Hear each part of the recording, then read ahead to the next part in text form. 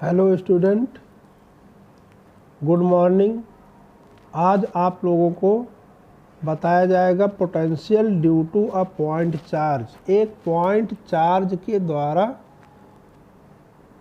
जो electric potential develop होता है उसके बारे में बताया जाएगा। ठीक है, पोटेंशियल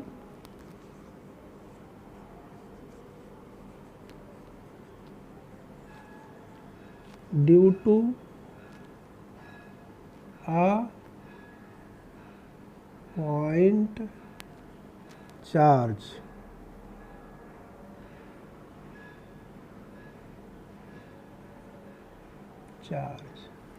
ठीक, अब इसमें हम लोग कंसीडर कर लेते हैं कि एक कैपिटल क्यू चार्ज है जो कि ओरिजिन। हम लोग एक कैपिटल क्यू चार्ज को मान लेते हैं कि ये कोऑर्डिनेट एक्सिस पर है। ठीक है, कोऑर्डिनेट एक्सिस का मतलब एक्सिस का ओरिजिन पॉइंट। जैसे एक्सिस हम लोग यहाँ पर बनाएंगे, ये ओरिजिन पॉइंट है। इसी ओरिजिन पॉइंट पर हम लोग कैपिटल क्यू चार्ज मान लें। ठीक है, अब ये लाइन हम लोग नहीं बनाएंगे, केवल ये जानते रहेंगे कि ये पॉइंट एक्सिस का ओरिजिन पॉइंट है, यहीं पर कैपिटल क्यू चार्ज प्रेजेंट है। ठीक है, और इस पॉइंट को हम लोग ओ के नाम से जो है डिटरमाइन कर देते हैं। ठीक है, और यहाँ से कुछ डिस्टेंस पर, मान लीजिए यहाँ पर इस पॉइंट पर जिसको हम लोग पी कहें, ये यहाँ पर जहाँ पर चार्ज रखा गया है वहाँ का पॉइंट का नाम ओ है, और जहाँ पर हम लोगों को पोटेंशियल निकालना, इलेक्ट्रिक पोटेंशियल निकालना है, वो पी है। ठीक है, अब यहाँ से यहाँ तक की डिस्टेंस ओ से पी तक हम लोग एक लाइन ड्रा करते हैं। ठीक है, अब ये लाइन हम लोगों को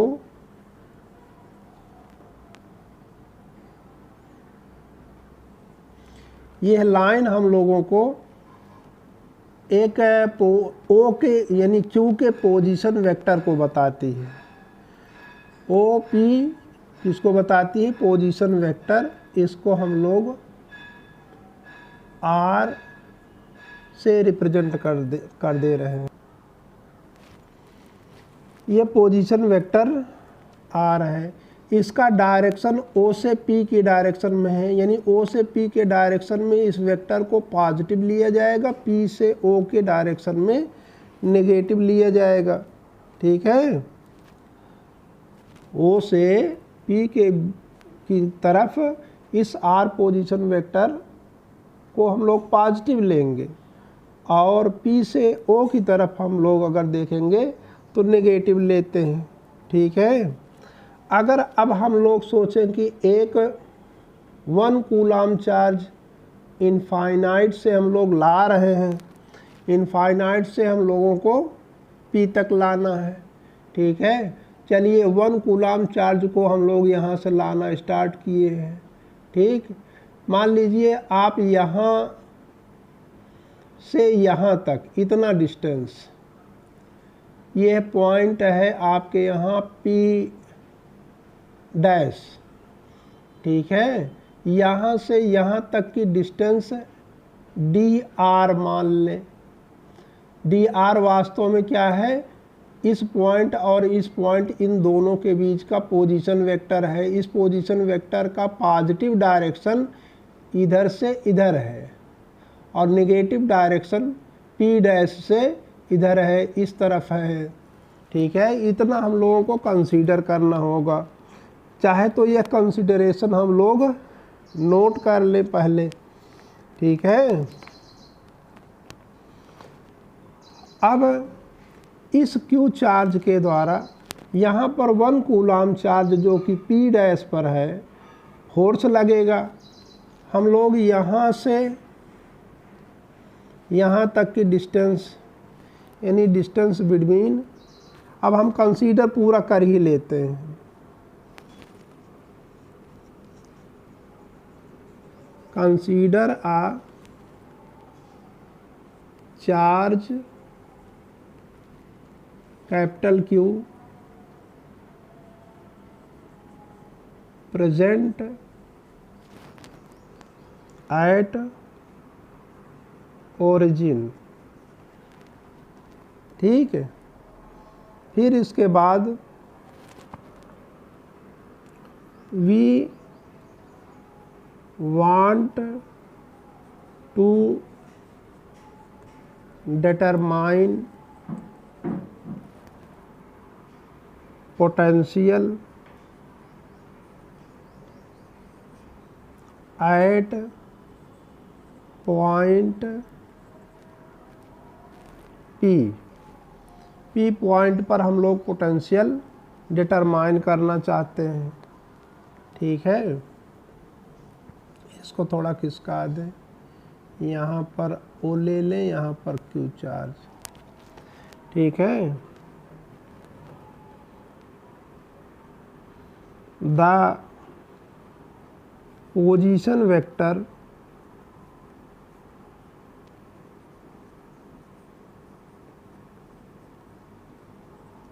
from O and P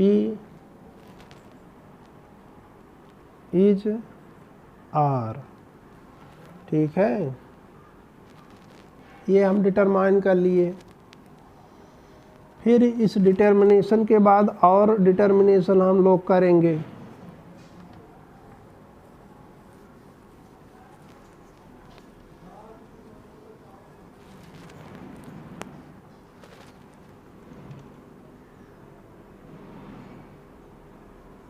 late another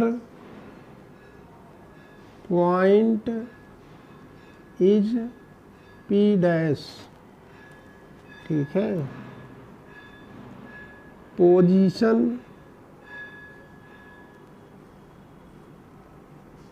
vector from O and P dash is equal to R dash vector है। ठीक है, we move 1 coulomb positive charge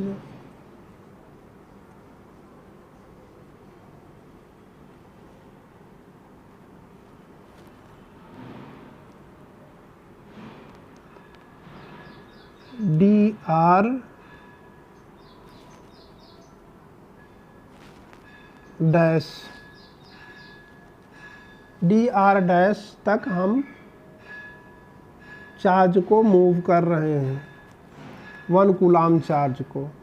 ठीक है,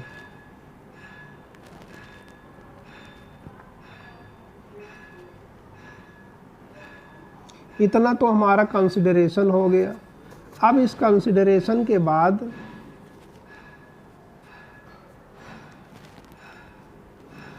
इस चार्ज के द्वारा 1 कूलम चार्ज पर जो इलेक्ट्रोस्टैटिक फोर्स लगेगा, उस इलेक्ट्रोस्टैटिक फोर्स की वैल्यू क्या होगी? इलेक्ट्रोस्टैटिक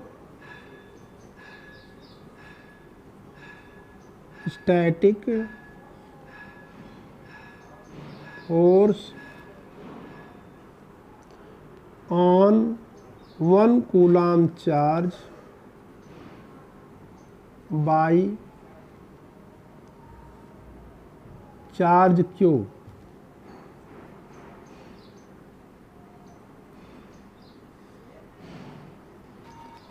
चार्ज Q के द्वारा 1 कूलम चार्ज पर जो फोर्स लगेगा, जो जिसको हम कहाँ पर मान रहे हैं? P डैश पर मान रहे हैं। ठीक है, ये होगा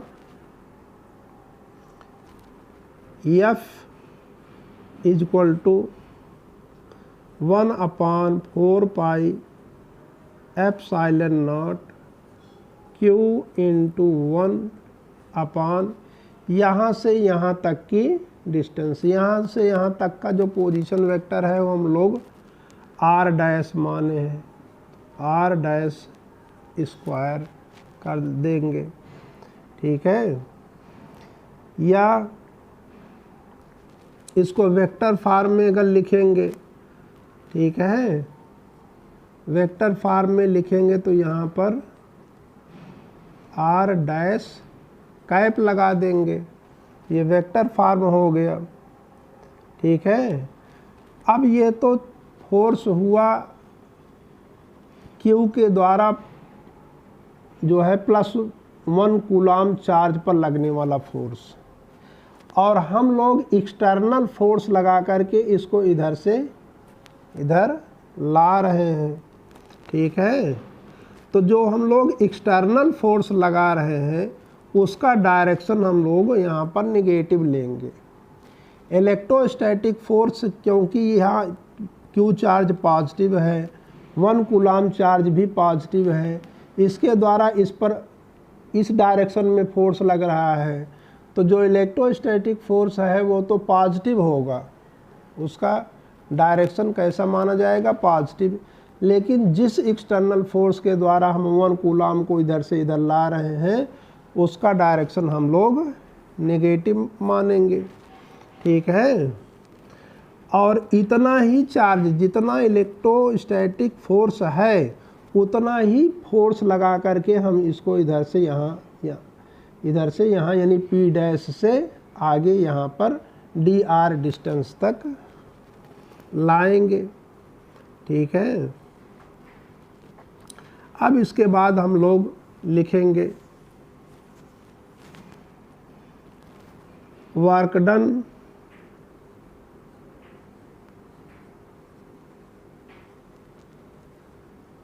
by external force to move 1 coulomb charge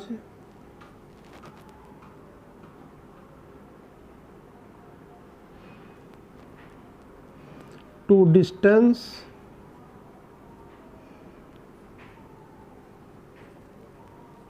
dr, ठीक है। dr डिस्टेंस तक लाने में जो हम लोग एक्सटर्नल फोर्स के द्वारा जो वर्क डन करेंगे वो वर्क डन हम लोग dw मान लें, तो dw इक्वल टू हो जाएगा F इंटू dr हो जाएगा, ठीक है। और F की वैल्यू क्या होगी, अगर F की हम लोग वैल्यू रखेंगे तो dw equal to 1/4 pi epsilon not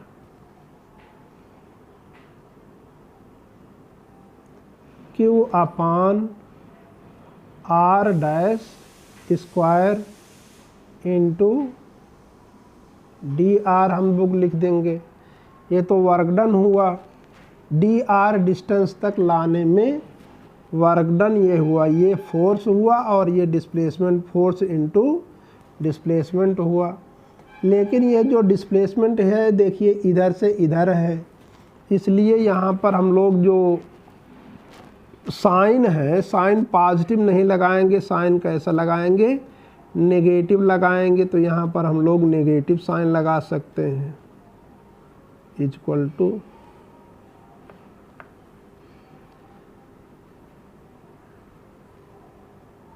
minus, ठीक है।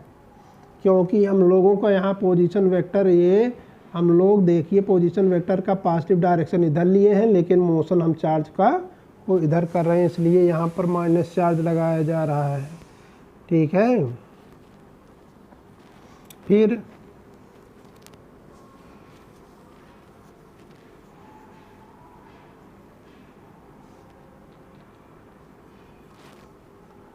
on integrating both side from both side between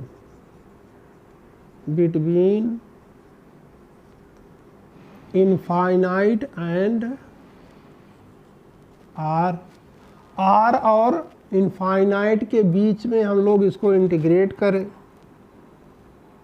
तो integrated sign of D W equal to minus integrated sign of 1/4 pi epsilon naught Q upon R dash square into D R. ये कहाँ से कहाँ तक है? Infinite से R के बीच में है। इनफाइनाइट से R, infinite to R, infinite से आर के बीच में हम लोग इंटीग्रेट कर रहे हैं। अब डी डब्ल्यू का इंटीग्रेटेड वैल्यू हम लोग मान लीजिए डब्ल्यू लिख दे रहे हैं, इसकी इंटीग्रेटेड वैल्यू। अब इसमें यहाँ पर ये माइनस साइन है, ठीक है।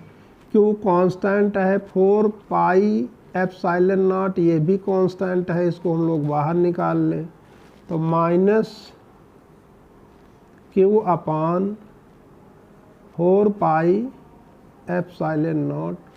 अब इंटीग्रेशन बचा किसका? D R upon R dash square. इसका इनफाइनाइट और आर के बीच में इंटीग्रेशन बचा। तो इंटीग्रेशन जब हम करेंगे तो इंटीग्रेशन करने के बाद पूरा प्रोसेस इंटीग्रेशन का हर स्टेप नहीं लिखते हैं, इतना आप लिख दीजिए minus Q upon 4 pi epsilon not bracket में 1 अपान इनफाइनाइट माइनस 1 अपान आर, ठीक है। 1 अपान इनफाइनाइट की वैल्यू 0 हो जाएगी, उसको निकाल सकते हैं, ठीक है। और इसको अगर हम लोग मल्टीप्लाई कर देंगे तो माइनस और माइनस प्लस हो जाएगा। तो W इक्वल टू हो जाएगा Q upon 4 pi epsilon naught R, ठीक है। इसके बाद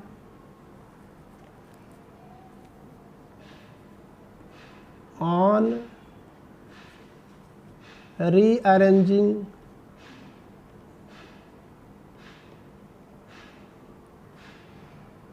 जब हम लोग रीअरेंज करते हैं तो W इक्वल टू हम लोगों को, अब देखो इसको हम लोग बना लेते हैं 1 अपान 4 पाई एप्सिलॉन नॉट और इसको Q अपान आर। 1 upon 4 pi epsilon naught Q upon आर। ये वर्क डन हुआ और यही वर्क डन ही वास्तव में पोटेंशियल होगा। यानी पोटेंशियल का मतलब पोटेंशियल इक्वल टू W के होगा, ठीक है। क्योंकि आप डिफिनेशन में पढ़े हैं कि 1 कूलाम चार्ज को इनफाइनाइट से किसी पॉइंट तक लाने में जितना हम लोग वर्क डन करते हैं उसी वर्क डन को हम लोग वहाँ उस पॉइंट का पोटेंशियल कहते हैं। इसलिए यहाँ पर पोटेंशियल को हम लोग W मान रहे हैं, ठीक है।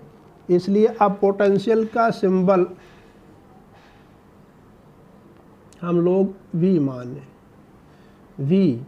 अब ये V पोटेंशियल किस डिस्टेंस पर है? ओरिजिन से R डिस्टेंस पर है, इसलिए ब्रैकेट में आप ये बुक में देखेंगे तो VR ऐसे लिखा होगा, यानी पोटेंशियल एट R पोजीशन, ठीक है। तो हम लोग लिख सकते हैं VR equal to 1 upon 4 pi epsilon naught Q upon R। यह आपके पोटेंशियल एक पॉइंट चार्ज के द्वारा किसी पॉइंट पर पोटेंशियल का फार्मूला हो गया। ठीक है,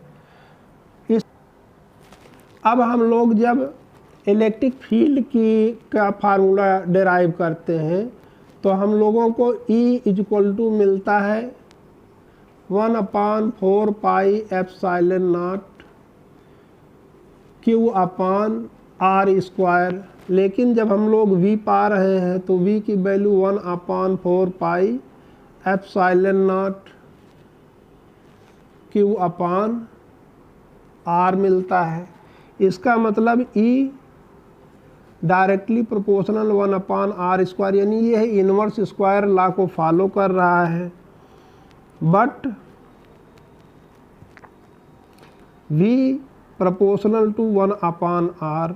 अगर हम लोग इलेक्ट्रिक फील्ड और R के बीच में ग्राफ खींचे और इलेक्ट्रिक पोटेंशियल और R के बीच में ग्राफ खींचे तो थोड़ा सा अंतर आपको मिलेगा, और वो अंतर आपके यहाँ फिगर 2.4 पेज नंबर 55 पर दिखाया गया है।